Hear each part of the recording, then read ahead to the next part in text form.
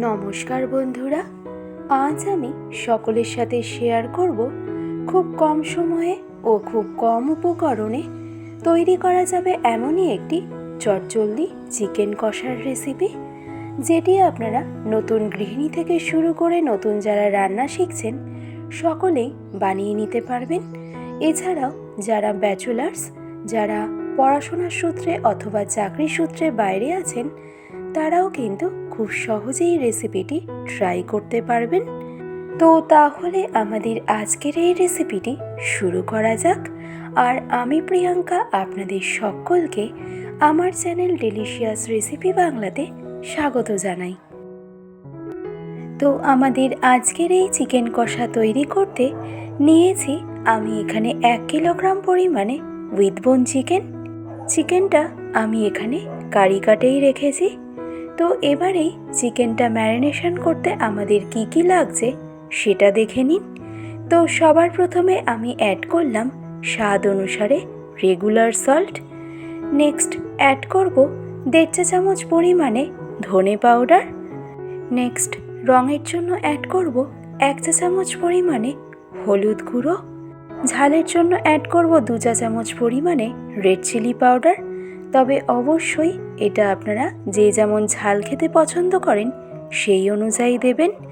Next add করলাম 1 চা চামচ পরিমাণে কাশ্মীরি রেড চিলি পাউডার, 3 চা চামচ পরিমাণে রসুন বাটা, আর তারই সাথে অ্যাড করব 1 চা চামচ পরিমাণে আদা বাটা। দিয়ে দিলাম 3টে মিডিয়াম সাইজের তেজপাতা, একটা দারচিনি স্টিক, দিচ্ছি 4টে ফাটিয়ে নেওয়া রেগুলার এলাচ, আর তারই সাথে অ্যাড করব 1 কিলোগ্রাম চিকেনের জন্য 150 গ্রাম পরিমাণে টমেটোর পেস্ট, আর 250 গ্রাম পরিমাণে সরু ও পাতলা করে কেটে রাখা পেঁয়াজ। আর লাস্ট ইনগ্রেডিয়েন্ট হিসাবে অ্যাড করব 2 টেবিল চামচ পরিমাণে সর্ষের তেল। চিকেন ম্যারিনেশনে যদি সর্ষের তেলের ব্যবহার করা হয় তাহলে দেখবেন ম্যারিনেশনটা যেমন স্মুথ হয়, তেমনই চিকেনের গায়ে মশলাটাও কিন্তু খুব সুন্দরভাবে লেগে যায়। তো এবার এই সমস্ত উপকরণের সাথে চিকেনটা আমাদের খুব ভালো করে ম্যারিনেট করে নিতে হবে। আর ফাইনালি ম্যারিনেট করে নেওয়া হয়ে গেলে এই স্টেজে চিকেনটা আমাদের রেস্টিংয়ে রাখতে হবে কমপক্ষে আধা ঘন্টার মতন। এবার ফাইনালি আধা ঘন্টা পর মেন রান্নাটা শুরু করব। আর তার জন্য একটা কড়াইতে আমি দিয়ে দিলাম 100 মিলির মতন সর্ষের তেল। এবার এই চিকেন কষাটা তৈরি করতে 5টা মিডিয়াম সাইজের আলুকে 1/2 করে আমি কেটে রেখেছি। এবার কড়াইয়ের তেল খুব ভালো করে গরম হয়ে গেলে কেটে রাখা আলুগুলোকে একে একে দিয়ে দেব। আর গ্যাসের ফ্লেমটাকে মিডিয়ামে রেখে আলুগুলোকে ফ্রাই করে নেব। তবে এই আলুগুলো ফ্রাই করার সময় সামান্য পরিমাণে হলুদ আমাদেরকে অ্যাড করতে হবে। এতে দেখবেন আলুটা ফ্রাই করার সময় আলুর মধ্যে একটা সুন্দর কালার চলে আসবে। তো এই আলুগুলোকে আমাদের ততক্ষণ পর্যন্ত ফ্রাই করতে হবে যতক্ষণ না আলুর মধ্যে ঠিক এরকম একটা হালকা লালচে কালার চলে আসছে। তাও মোটামুটি আলুগুলোকে আমাদের ফ্রাই করতে সময় লাগবে মিনিমাম 4 থেকে 5 মিনিটের মতন। তো ফাইনালি আলুগুলোকে আমাদের ফ্রাই করে নেওয়া হয়ে গেলে এবারেই আলুগুলোকে আমাদের তুলে রেখে দিতে হবে একটা পাত্রের মধ্যে।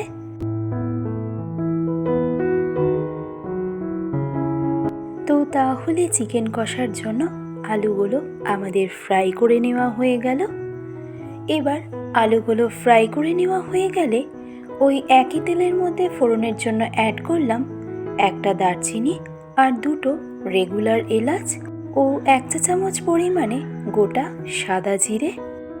এবার এই মশলাগুলো জাস্ট 10 সেকেন্ড সময় ধরে একটু কুক করে নেওয়ার পর মশলার থেকে যখনই একটা সুন্দর গন্ধ বেরোতে আরম্ভ করবে তখনই আমাদেরকে এই স্টেজে এসে অ্যাড করতে হবে আধা ঘন্টা আগে ম্যারিনেট করে রাখা চিকেন পিসেস। এবার এই স্টেজে গ্যাসের ফ্লেমটাকে আমাদের একদম মিডিয়াম টু হাইতে রেখে চিকেনটাকে আমাদের খুব ভালো করে কুক করে নিতে হবে। তো যেহেতু আমরা চিকেন কষা তৈরি করছি, তাই চিকেনের মধ্যে কিন্তু কোনো রকম অ্যাডিশনাল জলের ব্যবহার করা একদমই যাবে না। চিকেনের মধ্যে থেকেই যে জলটা বেরোবে সেই জলেই কিন্তু চিকেনটা আমাদেরকে কুক করে নিতে হবে। তো ফাইনালি চিকেনটা খুব ভালো করে নেড়ে চেড়ে মিশিয়ে নেওয়া হয়ে গেলে এবার গ্যাসের ফ্লেমটাকে একদম মিডিয়ামে রেখে ঢাকনা চাপা দিয়ে এই স্টেজে চিকেনটাকে কুক করে নেব 10 মিনিটের মতন। এবার 10 মিনিট পর ঢাকনা খুলে এই পর্যায়ে দেখুন চিকেনের থেকে কিন্তু বেশ অনেকটাই জল রিলিজ করে দিয়েছে। আর যেহেতু আমরা চিকেনের মধ্যে টমেটোর পেস্টের ব্যবহার করেছিলাম, তার জন্যও কিন্তু চিকেনের মধ্যে থেকে অনেকটাই জল বেরোবে। আর তাই কোনো রকম অ্যাডিশনাল জল ব্যবহার না করাই ভালো। তো এবার চিকেনটাকে ফাইনালি একবার আমাদেরকে খুব ভালো করে নেড়ে চেড়ে নিতে হবে। এতে চিকেনের মশলাটা পাত্রের নিচে লেগে গিয়ে পুড়ে যাওয়ার সম্ভাবনা একদমই থাকবে না। আর ফাইনালি চিকেনটা খুব ভালো করে নেড়ে চেড়ে নেওয়া হয়ে গেলে এবার যে আমরা আলুগুলোকে ফ্রাই করে রেখেছিলাম সেই আলুগুলো আমাদেরকে এই স্টেজে এসে দিয়ে দিতে হবে। এতে চিকেনটা কুক হওয়ার পাশাপাশি আলুটাও কিন্তু পারফেক্ট কুক হয়ে যাবে। ও তারই সাথে অ্যাড করব একটা মিডিয়াম সাইজের রাফলি চপ করে রাখা টমেটো ভেজিস। এবার সব কিছু একবার খুব ভালো করে মিশিয়ে নিয়ে গ্যাসের ফ্লেমটাকে এই স্টেজে একদম মিডিয়ামে করে দিয়ে ঢাকনা চাপা দিয়ে এবার ফাইনালি চিকেনটা আমাদের কুক হতে দিতে হবে, যতক্ষণ না চিকেনের মধ্যে একটা সুন্দর গামাখা টেক্সচার চলে আসছে। তবে মাঝে মাঝে ঢাকনা খুলে চিকেনটা নেড়ে চেড়ে নিতে কিন্তু একদমই ভুলবেন না। এতে চিকেনের গ্রেভিটা কড়াইয়ের নিচে লেগে যাওয়ার সম্ভাবনা কিন্তু একদমই থাকবে না। আর এইভাবে সম্পূর্ণ 10 মিনিট সময় ধরে মিডিয়াম ফ্লেমে চিকেনটা কুক করে নেওয়ার পরে দেখুন ফাইনালি চিকেন কষা কিন্তু আমাদের অলমোস্ট রেডি। আর দেখুন গ্রেভির ওপরের থেকেও কিন্তু অয়েলটা রিলিজ করে দিয়েছে। এবার তাই সব শেষে এসে আমাদের অ্যাড করতে হবে 1 চা চামচ পরিমাণে চিকেন মশলা। আপনারা এখানে যে কোনো ব্র্যান্ডের চিকেন মশলাই কিন্তু ব্যবহার করতে পারেন। যেমন আমি এখানে এভারেস্টের চিকেন মশলাটা ব্যবহার করেছি। তো এবার ফাইনালি চিকেন মশলাটা চিকেনের সাথে ফাইনালি মিশিয়ে নিলেই আমাদের আজকের রেসিপি সহজ পদ্ধতিতে চিকেন কষা কিন্তু একদম রেডি।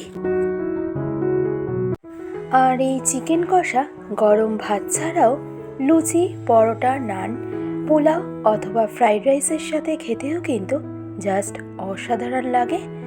ভালো লাগলে রেসিপিটি অবশ্যই এইভাবে ট্রাই করে দেখুন। আশা করছি আপনাদের সকলের ভীষণই ভালো লাগবে। আজকের ভিডিওটি তবে আমি এখানেই শেষ করছি। ভালো থাকবেন, সুস্থ থাকবেন, ধন্যবাদ।